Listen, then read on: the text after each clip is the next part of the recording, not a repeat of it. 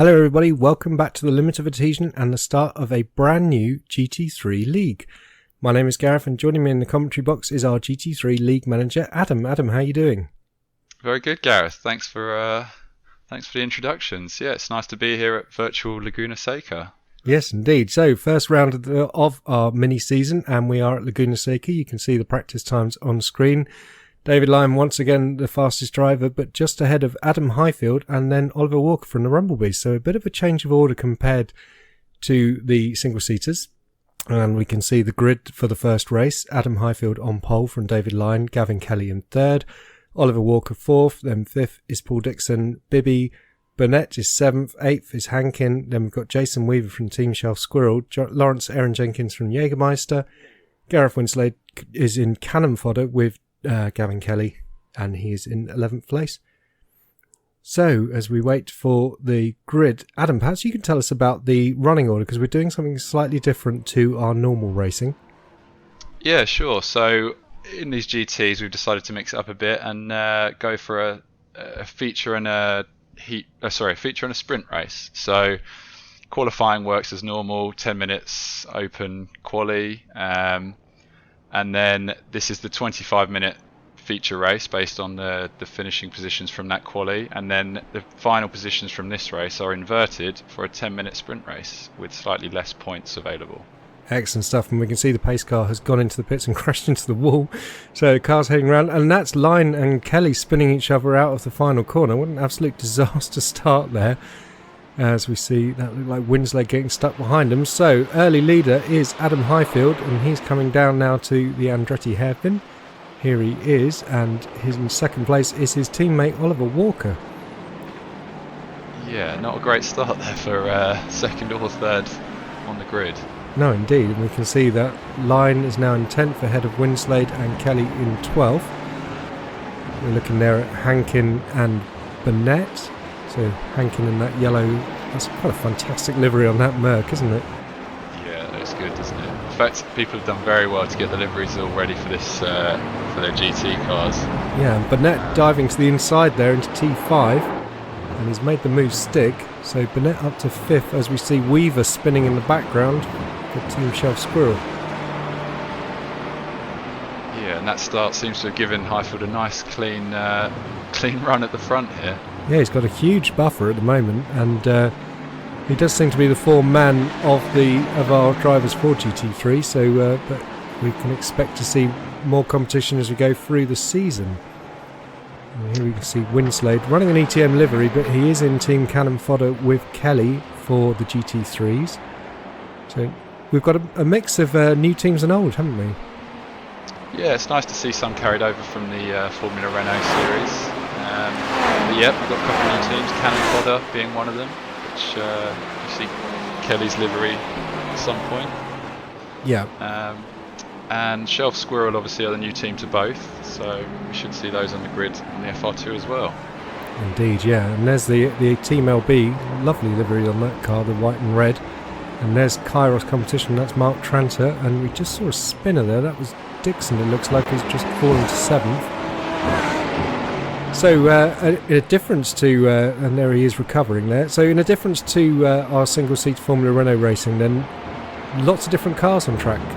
So yeah, absolutely. So obviously we've got the full lineup of GT3s from iRacing, which is 7 different manufacturers. Generally not much between them.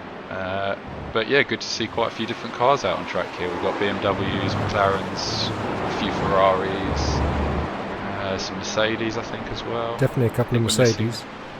Yeah, we need someone to run the Ford. Might be waiting a while. Yeah, I've heard Winslade might try it at some point, but yeah, you've got to be a brave man. It's a bit of a tricky car to drive. Yeah, he's a braver man than I if he does it. Just more of an idiot. So here's here's one of the Lamborghinis then, that's the Huracan of Tranter, and he's battling with Hankin's Mercedes. Yeah, pretty quick is Tranter in any car you put him in, but congratulations on his Sebring 12 win in the LMPs as well. Yeah, that's just passed. Fantastic effort over a 12-hour race, that's really cool. So we're looking these hopefully these GT3 leagues should help push us into the endurance stuff as well a bit more. That's partly the idea, is to keep the practice up on these cars, and we can run some VRS and hopefully some of the longer event series as well. Indeed, yeah. So you've since you've joined us, you've been really amazing at getting people into GT3s and into the endurance racing. Like you say, we've done quite a few drivers have now taken part in some of the 3-hour VRS endurance races. As we see, is that line shaping up on move there? Oh no, Dixon running wide again at the tricky turn 6 with the name that we don't repeat on the screen. The drivers don't like it though. Profanity Corner, yeah. Profanity Corner, that's a great name. Yeah, see. Yeah, Dixon going for a bit of rallycross there. And there's Gavin Kelly in the cannon fodder liveried Mercedes, and he's attacking the ledge into the corkscrew, getting it horribly wrong. Is he going to get it stopped? Well, hard to see there, but that's the wrong direction. Oh, yeah. There we are. Yeah, he's going for a 3-pointer to get out of there, as we see the weave going through. But yeah, so obviously the plan then is to do these 12-hour races then, and what about the 24s? Yeah, absolutely. I mean, it's no mean feat doing even the 3 and 6 hours, so we're just kind of building up a bit of experience and obviously just getting used to the cars. A lot of the drivers on the grid, don't tend to hit the GT3 races on iRacing very often, so this hopefully will give us a bit more practice, and we'll try and line up a few of the official tracks. Oh, I think I see Tranter off in the background there as well. Right, Tranter's just dropped to the bottom of the hill there. Or just doing donuts. Oh no, that's Winslade. Oh, and Winslade as well, there we are. In sympathy, round he goes. Yeah, so that's the idea, and hopefully we'll, if we can get into some of the 24-hour stuff, that's sort of the pinnacle, isn't it? And we'll see where we get to. Yeah, that would be amazing to see some LOA racing in these 24-hour races. Any particular track you'd prefer as a first choice? We know the Daytona is very popular. Yeah, although it's quite a way off now, isn't it? I think we've just missed the last one. Oh, Trans around again. Yeah. I think Le Mans would be a pretty good one. Obviously, very it's a classic track for endurance. Super prestigious. Yeah, that would be great, wouldn't it? So in also Spa maybe. That's it's also got some good endurance pedigree. That's got some great pedigree. Yeah, as you say. So so Spa. Le Mans wouldn't be. That's only a couple of months away now, isn't it? It should be about June time, I would imagine. I believe so. Yes. So we'll see where we get to. That might be a bit punchy, but you never know. So we've got new drivers joining all the time. Hopefully, keep pushing each other to get out in these GT cars. So. Yeah, absolutely. So as you say, we've had quite a few new joiners recently to the league. So welcome to all of you, and please don't forget to like and subscribe to videos. And as we say every week, come and say hi to us on our Discord. It's a very lively place, our Discord, isn't it? Lots of chat going on every day. There is, yeah. A lot of it coming from me, I think.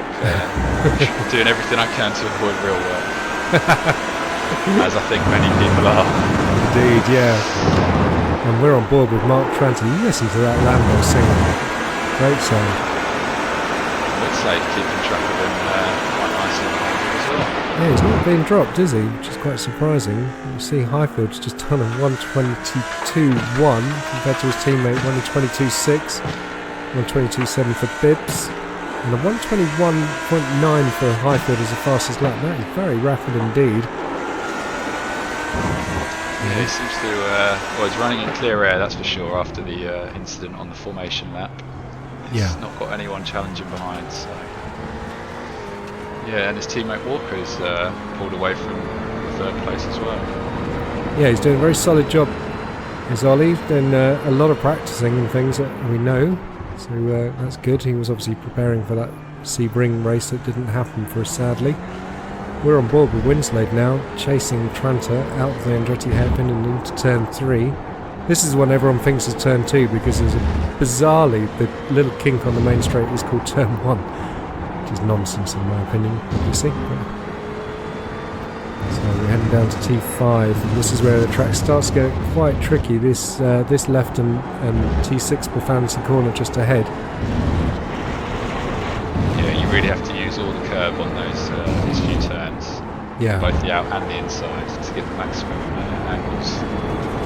And that's But very, very easy to catch a tyre on the dirt and spin it. Totally, yeah. And that sausage curb on the inside of the Vanity Corner is, well, we destroyed a lot of skip barbers there in Season 2 during practice. And I suspect we'll see a few more incidents in the FR2s as well when we do run Laguna.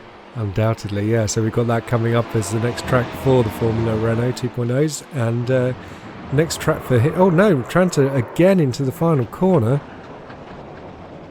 He's really not having a good time of it. And looks like he's pitted himself. Yeah, and that's the danger. You just catch a tyre on dirt round here, and it's a full spin. Yeah, it's very tricky actually. And we've seen drivers were really struggling with it in practice, and so it's quite a feat to get the car around this track. Yeah, it's tight. It's much tighter than it looks. Every turn seems to have its dangers. Exactly, yeah, and they're quite hard to see under all that sand. See Kelly attacking Weave through the hairpin, and looks like Weave's let him go. So Kelly up to 10th place now then. So let's have a little run down the order then. We've got Highfield in the lead, and 5 seconds ahead of his teammate Walker. Then we've got Bibbs in 3rd, Burnett's running 4th, Hankins 5th, Lyon is in 6th, 7th is Dixon, 8th is Winslade, 9th is Lawrence Aaron Jenkins the Ledge, 10th is Kelly, 11th is Weaver, and 12th is Trunter, who is out. And we can see Hankin and Dixon are having a bit of a battle. See their names swappings. I think as you said that, Hankin had a spin somewhere down T2 and 3. Ah, great spot. So Winslade coming around to complete another lap then. We're quite ginger on that on the throttle out of that corner. A lot of people spinning to the inside and into the pit wall as they come through there. Yeah, it's quite tight on the track limits on the outside as well, isn't it? It's quite a fine line between getting on the power too early and spinning it and not running too wide. Yeah, absolutely. And I think that's probably one of the key sort of differentiators between the fast and slow drivers. You know, obviously the minimum apex speed is critical, but also how smooth you can apply the throttle and get out of the corner while the car's still slightly turned is a crucial factor. It's probably accounting for quite a bit of time. Yeah, absolutely. And I mean that turn is over 90 degrees tight. It's quite deceptively tight when you're coming through there. Yeah, absolutely. It's one thing I actually always thought. Before you see a track map, you actually think of it as more of a hairpin, like you say, because it is over 90. But it's more of just like a very sharp, acute corner. Look at this thing. Yeah. Kelly now attacking Lawrence Aaron Jenkins ahead of him. And Let's gone very wide. Is he going to keep it in a straight line? On the brakes. And Weave goes through our well-held ledge. Just keeps it going, pointing in a straight line. But he's just lost 2 places with that one. And Kelly's next target will be his teammate Winslade. He's about 20 seconds up the road, but obviously a lot slower. So down through Rainy Curve comes the ledge. Ooh. Yeah, very, very spread out field this, isn't it, already? Yeah, well I think this is the experience. Ow, that's not good to see. Oh, how much would that crash cost in real terms, do you think? No, I don't want to think about it. I can't afford it. No, me neither. This is the beauty of sim racing, obviously, that we get to drive cars that we would never get to drive in real life. So you see the ledge limping in for repairs, and we're now looking at William Bibby running in P3 and heading for a podium.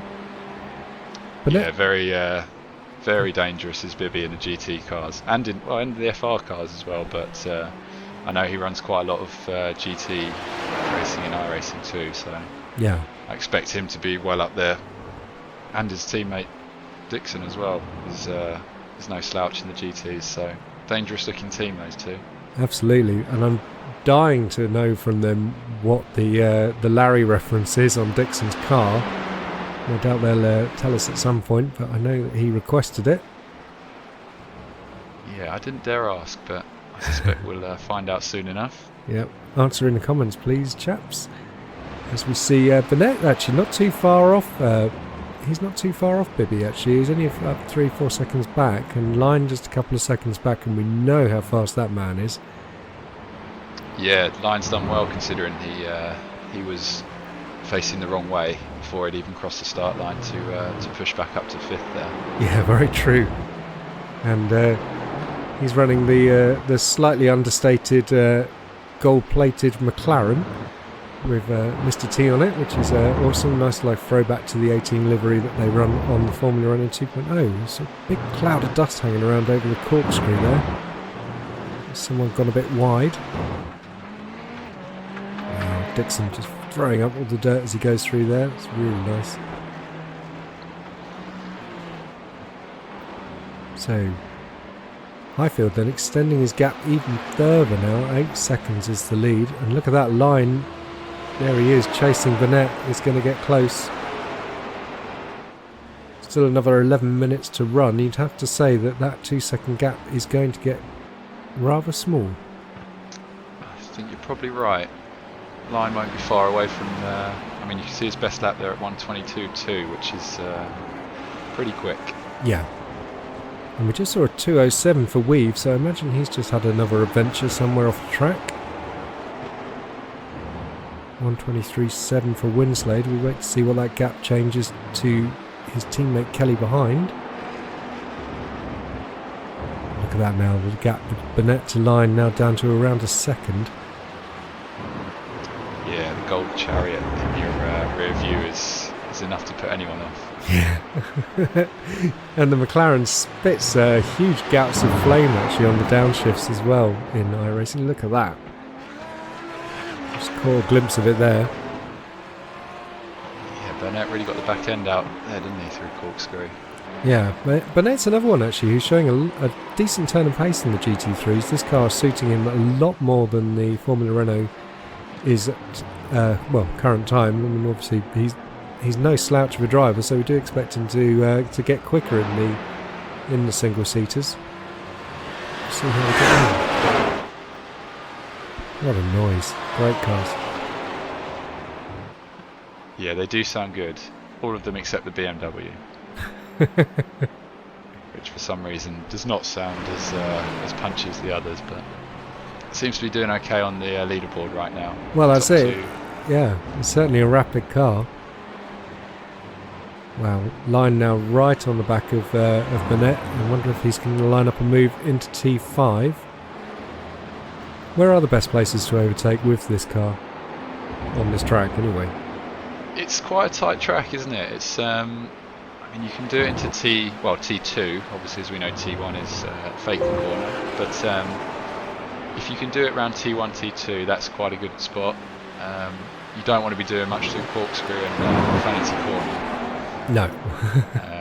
And then potentially the final corner. Yeah. If you can get alongside a car, then that's as good a chance as you're going to get. But it's very tight, and you don't get a great run out of any of these corners. So you really have to be quite patient. Yeah, well, that sort of rainy curve, and then that one they've just come through, they're very flowing, fast corners. Oh, we see Winslade in the pits with a bit of a total car, and Weave as well. So 2 Ferraris in the pits. Yeah, Winslade seems to have lost his spot. Yes. So he's obviously had a big one, crunchy one into the wall, as we say. I suspect so. So on board with Burnett through the Andretti hairpin, line right up his gearbox. So that's one of the overtaking spots for the lap. This is T3 and T4 just coming up, so the next corner is the spot where Line could potentially have a go. Well, look at that, Burnett very wide. That's going to have lost him some traction, and Line to the inside. Nothing doing this time. Yeah, I remember our Skip Barber race here. We saw some rather interesting passes into the corkscrew, and even with a small car like the Skippy, it wasn't particularly advisable. So with huge tanks like these GT3s, yeah, really, probably not on. Yeah, it's. I mean, it's hard enough to get just one car through it. Keep all 4 wheels on the track. So if you're getting 2 side by side, it's really pushing the limits there. Absolutely, but yeah. I suspect in the sprint race we'll have a few more sends down there. Yeah, absolutely, because obviously we're going to have the fastest guys starting at the back and the slowest guys starting at the front. Line got a really good run out of the final corner there. See if we can do anything about it into the Andretti hairpin. Down he comes. No, he can't make it, so maybe T5 is the corner for him. Oh, he's gone a bit wide on the exit there. Yeah, Burnett keeping a very tight line there, not giving anything away. Yeah. And we know Burnett does have, he's got some, he does study this stuff, so he's very aware of how he should be placing the car and how to drive defensively. And indeed, Line is not, for all of his super pace, he's not someone who enjoys overtaking that much. No, he's a very patient driver, isn't he? Yeah. Even though he is, as you say, lightning quick in seemingly every car.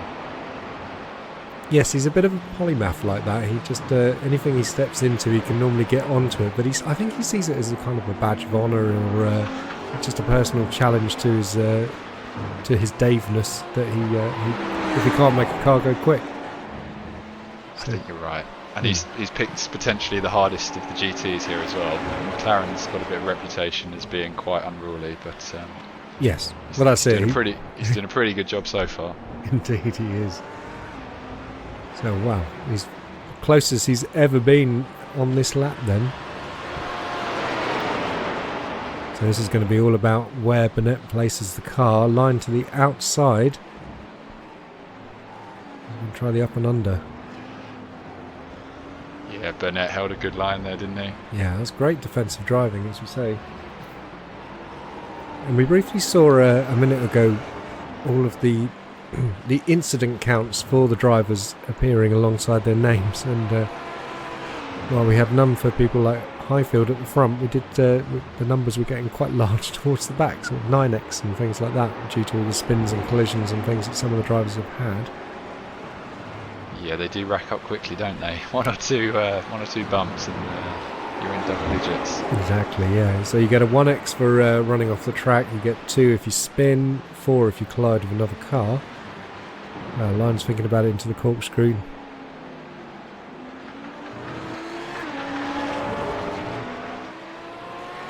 No, it's only going to be those sort of 3 corners like you suggested, where he can possibly make a move. Yeah, just such a tight track. It's one of those tracks where you just have to wait for an error, really. I mean, unless someone's particularly slow in front, but Burnett is no slouch as well, so he's just got enough pace to keep Line behind him and just keep those corners shut.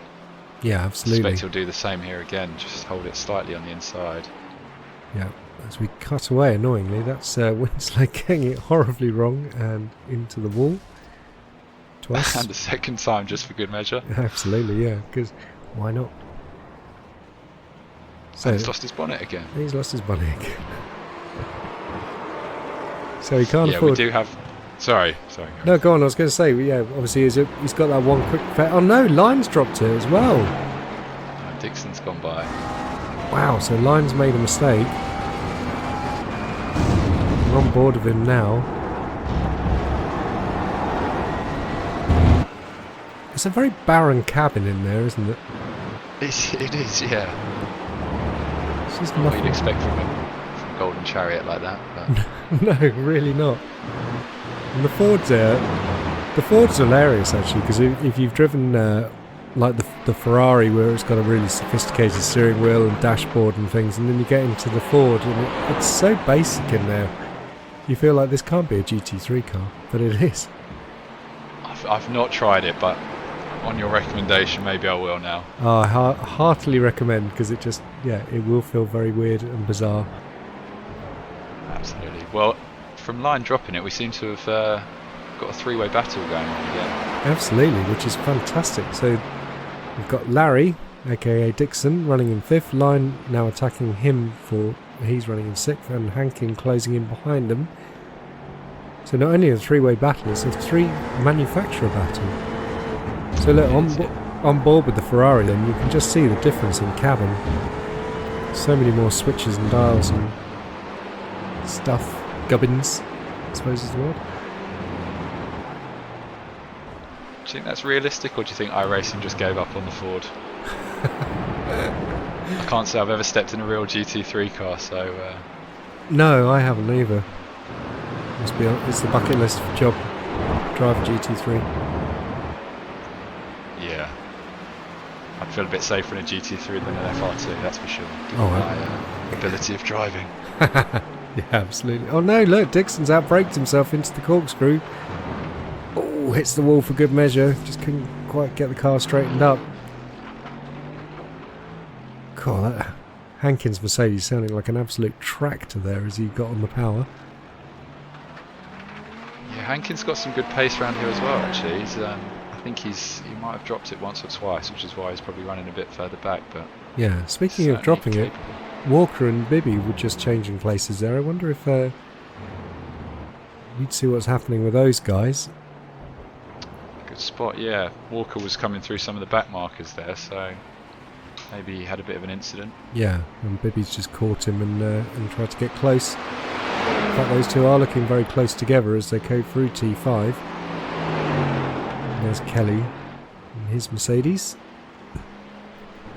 Highfield's lead is absolutely dominant. 13 seconds, and ooh, Kelly goes wide and round. Oh, that's a big one, and he's on his roof. He's cannon fodder for sure. So we're into the last 30 seconds of this race then. Here is Adam Highfield. Commanding performance. And is it 25 plus 1 lap? Yeah, it will be because he hasn't... Yeah, if he was 10 seconds backwards, he would have been alright there, but another lap it is. Yeah. Not that any of these laps seem to have phased him in any way at all. He's been supreme out there. And if you're wondering why it says lap 19 of 100, that's just because it's actually a 25-minute race, and it just says 25 minutes or 100 laps if you complete them first. But you do well to do 100 laps of Laguna in 25 minutes. Yeah, that did scare a few of the drivers as we started. I did hear someone voice saying, "I don't have to do 100 laps, do I?" Because that'd be some extreme endurance around this place. Some of the drivers don't even like doing 20 laps of this place, let alone 100. No, that's true. And look at that, Line has caught back up with Burnett, and he's going for it once again, but he's got half a lap to do this job if he's going to do it. Dives to the inside. And this is ballsy if he's made that. Oh, not quite. I'm thinking back, referring back to against the Skip Barber race, because I tend to try and blank the Radical one from my mind because it was so chaotic. But the Skip Barber race did see us side by side through those couple of corners, which was impressive stuff, and it was featuring Line. Is he going to send it into the final corner here? Last chance. Yeah. So down they come through the rainy curve, and then second to last. Burnett keeping a very good line. Oh, there he is. Oh, what a block. Great defence there. Line's cutting in. Well driven, the bees. As we hear broadcast from Bibby there. It's nice. Congratulating the Rumblebee team on their 1-2 finish. So Adam Highfield wins this first GT3 feature race from Adam Walker, his teammate, in second. William Bibby comes home third. Burnett with a superb defensive drive for fourth against Line in fifth. And we wait to see the rest of the results. So Tony Hankin comes home in sixth place. From seventh was Paul Dixon.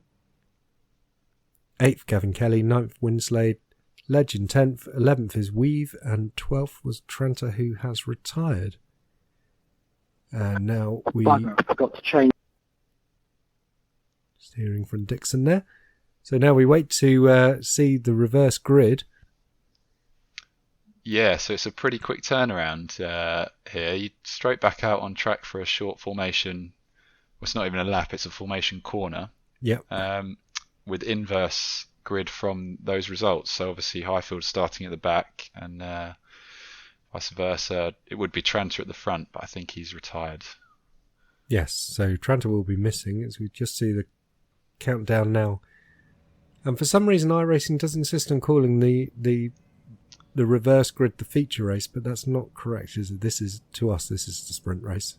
Look Exactly. Yeah. Look at the Rumblebees at the back lined up next to each other. That is awesome. I must say the Beamer looks great in their livery. Yeah, I'd say it looks menacing, but I'm not sure it does.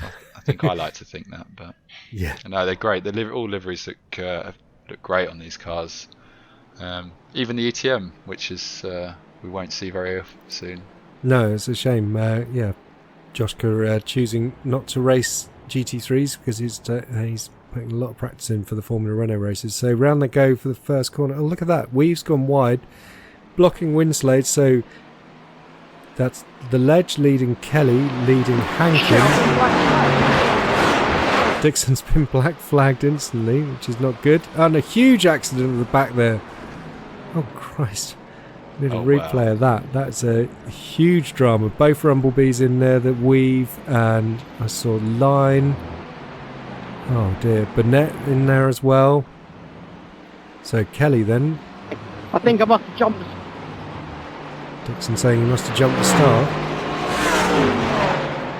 And that's Winslade spinning then out of T4. Kelly already passed the Ledge, and Hankin now attacking into T5 with Dixon behind. These three drivers looking to make hay while the others are out of action. Oh, so Burnett wasn't in the pits, but he's just come through in P6. Burnett started from the pits, which has suited him because he avoided the chaos. Yeah, masterful tactician he is. So yeah, that seems to have cleaned out. Line, Walker, Highfield, all still in the pit lane. Yeah, disastrous start. So it'd be nice to have a replay of that and just see what happened. As we see one of the LBs going into the pits. That's Dixon for his service penalty from the black flag. So Kelly across the line in the lead from Hankin. Aaron Jenkins is currently third, but he's under attack from Bibbs. As they come down to the Andretti hairpin, is he going to do him in here? Great view, that one. Yeah. And a brave move from the Ledge to race this one, because he's not had as much time to practice with this car, so it's really nice to see that he's got it out on track and he's driving it. I expect to see him get faster and faster. And we'll absolutely carry over Club 1500 to the GT League as well, so all to race for in these. Great point, actually. Yeah, Club 1500, for those who don't know, is our incentive for our drivers who are with an I rating of less than 1500 across 8 of the races in the season. You qualify for Club 1500, and if you're the highest driver of that rating in the race, you will win the race and get 25 points. And, F1 scoring downwards, and we are racing for a trophy in that as well. So well worth driving your best, even if you're not at the league level, to get the actual outright victories at this time. We're nothing but an encouraging league, aren't we? Oh, exactly. I mean, we have some lightning quick guys out there, so the likes of Line, Miller when he races, even Kelly here, you can see he's pulling away. There's some good laps there. Yeah, and Highfield as well. And as we see, Highfield and Walker are both underway then, getting out of the pit lane after their repairs. Yeah, I suspect they won't be challenging, given it's a 10-minute race here and they're a lap back, but could be a struggle. Yeah, you can race each other. Yeah, they can still have fun. So that's Walker on cold tyres then, just losing it, and his teammate stuck behind Winslade, so let's see what he can do about that. Yeah, so it's a good format, this one, the 10-minute race. The idea is obviously the quicker drivers at the back and the slower ones from the previous race at the front, so you really have to work your way through the grid in a short time frame, but it's it gives a good opportunity for those that might have crashed out in race one or just had a generally bad race, and gives them a chance to claw back some points in race two and get some real high octane racing in. Absolutely, yeah. And a classic example of that would be Kelly then, who is currently leading the race, and Aaron Jenkins, who's now 5th place.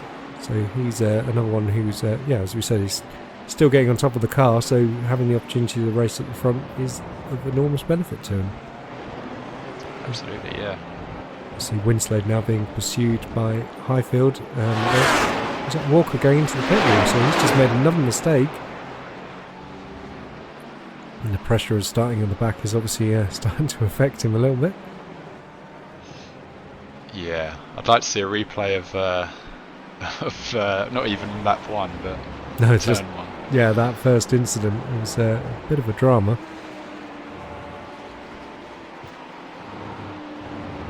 So we've got the Ledge is being pursued by Winslade for position, and both of them are being pursued by Highfield, who is out of position in the lap down after being towed to the pits. But obviously he's much faster than the pair of them, so he should be looking to get past and scamper off up the road, unless he's just being incredibly respectful and not to interfere in their race, which is very nice. I think there was a bit of respect in there. I think he's so out of position, there's not much to be gained here. Yeah, and such a short race as well. Yeah, might as well just have a Sunday drive. Enjoy the action in front. Indeed. But yeah, commanding lead for Kelly there, running some quick laps. Yeah. So we can see the gap is, well, less than a second then between Aaron Jenkins and Winslade. So looking to the inside there, but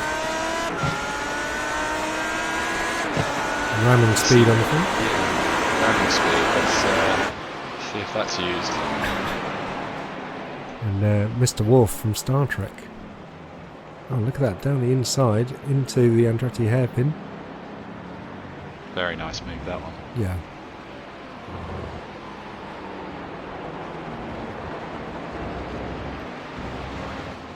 So, Kelly in the lead from Hankin from Bibbs in third. Burnett is in fourth and about 4 seconds back from Bibbs. Winslade now in fifth, but he's a good 7 seconds back from Burnett. And taking a bit of the dirt as he went through there. Then we've got Aaron Jenkins running in sixth. From Weave is running in seventh. Dixon is in eighth. Ninth is Lyon. 10th is Highfield. 11th is Walker. And Tranter obviously didn't take the start. So here they come through the corkscrew. One of the most famous corners in racing, isn't it, really? Yeah. Yeah, although again, there goes Winslade. Through the rainy curve, he's dropped it. Did well to hold it, actually. That's it's about as good as you're going to get once you're sideways. Yeah, and it's actually it's made life a bit easier for Highfield then, who gets one of these mobile chicanes out of the way.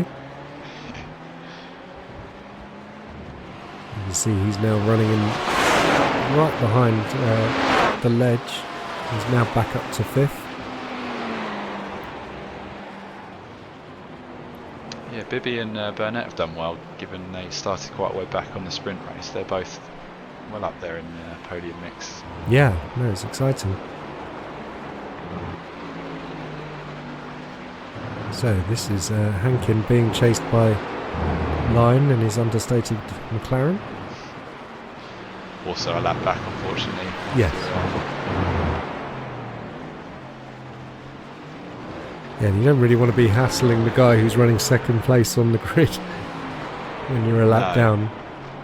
We've seen some instances of that in the front. Oh, he's very wide out of rainy curve and he's spinning. There he goes. It is quite hard to hold that. I mean, that corner is quite confusing because it is so quick. It's absolutely. It's a bit of a strange even one. Even more so in the FR2 actually. You give it the beans down there in that car, you are quite often sideways. These have a little bit more traction. Yeah, traction But control and as you can ABS. see, Oh, yes. Oh, someone's in there. that was one of the Rumblebees. And there's the ledge then up at the corkscrew. And Winslade's gone through. Yeah, well that's a shame though, because the ledge was doing well there to hold on to fifth. So he's now in seventh place. Weave has gone ahead of him and is 5 seconds up the road. So where are our battles in this race apart from the recovering Lyon and Highfield, who well, you have to say setting the pace apart from Kelly out front. Yeah, it's quite spread out, isn't it? It really is. Track map. people seem to have settled into a bit of a rhythm there. Even Yeah. in a short race. We've got Winslade, Walker's pursuing Winslade at the moment. And we know he's a bit quicker than Winslade, so he'll be looking to unlap himself. But Yes, although with 30 seconds remaining, I'm not sure he's going to catch Highfield up the road there, no. barring an incident. We're looking at race leader Gavin Kelly from presumably the helicopter or the blimp cam. Yeah, 1:22.6 there. It's good pace. Very good pace, yeah. So he's be on the final lap now, won't he? Yes, I'd assume so. Unless the white flag comes post 10 minutes, I'd have to check. We don't get a white flag graphic in this, unfortunately, do we? No, not always. So, and we're looking at Paul Dixon running N8. Oh, looks like there's an incident ahead here. Yeah, we had something crunchy going on there, didn't we? Oh, I think Weaver's towed, so he might have spun off in the corkscrew. Oh, that's unfortunate. He's just fallen out on the points then and put Walker up into 10th place. So we're looking at Dixon and this is a battle for position then between 6th and 7th place. The Ledge versus Larry. It is, yeah, and I suspect this is white flag now, so one lap to do it. Yeah. He's going to the outside. He's going to turn 2. Is he going to go all the way around the outside? That is impressive. No. The Ledge just holds on to it. But with a better drive off the corner, and Dixon's up the inside of T3. Has to stay behind. T5's going to be the one where he's going to do it properly this time. And the tyres squealing as they scream through T4. Is he going to take the inside line? Yes. Yeah. It's nicely done. Ledge hanging on around the outside. Bit of contact it sounded like there, unless we were picking up another car having a bit of a crunchy moment elsewhere. No, it looked like a bit of a bump, didn't it? But Yeah. clean enough. You can get away with those in the GT cars, obviously. It's in the FRs that might have been wheels flying everywhere. Yes. So you see Winslade coming around the final corner. He was taking a lot of curb in the previous corner. That was a bit brave or foolish, hard to tell with him. And he finishes the race in 5th place. And here's Dixon in 6th. Yeah, good move that one on the last lap. Yeah, It's very well executed. decisive. And just a bit of dirt for good measure. Yeah, hugely wide on the exit of the final corner then. And across the line, he won't mind. He's picked up some good points. Yeah, we'll just wait for the Ledge to complete as well. So, Kelly taking the sprint race victory ahead of Hankin and Bibbs in 3rd.